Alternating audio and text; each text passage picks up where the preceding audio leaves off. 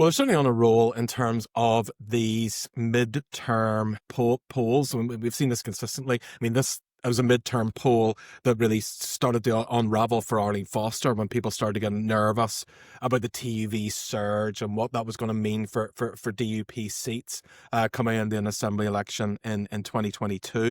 And that's really what we saw being problematic for Arlene. And I think, again, we're seeing in these midterm polls, the TUV are polling very strongly. So it's a case of, can the TUV hold this sort of 13-14%, or do they reduce back to the 6-7%, 7.5% that they got at the last assembly election?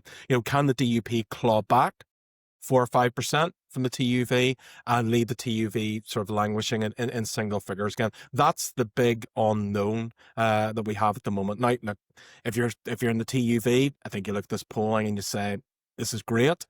For us, this is certainly showing we're connecting with the people. Our single message on the protocol is having cut through with people. Unionists are supporting what we're saying. If you're in the DUP, you would say, look, we've been here before. This is a midterm poll. When things start to narrow towards the election, we'll be able to draw things back, because look, this is what we saw in 2001 as well. And so as we get into the early part of 2027, we'll see those figures come back.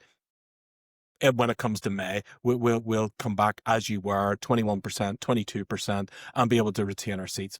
Look, who knows? The only way you're going to know who's right on that, whether the TUV are right or whether the DUP are right, is whenever we get to the polls in May and we see how people cast their vote. I would be nervous if I was in the DUP, because you cannot keep repeating this type of polling data and just hope that the electorate are going to move back. At some point in time, they don't move back. And I think if the TUV can get some credible candidates, get some more credible candidates, I think that's going to be to their advantage.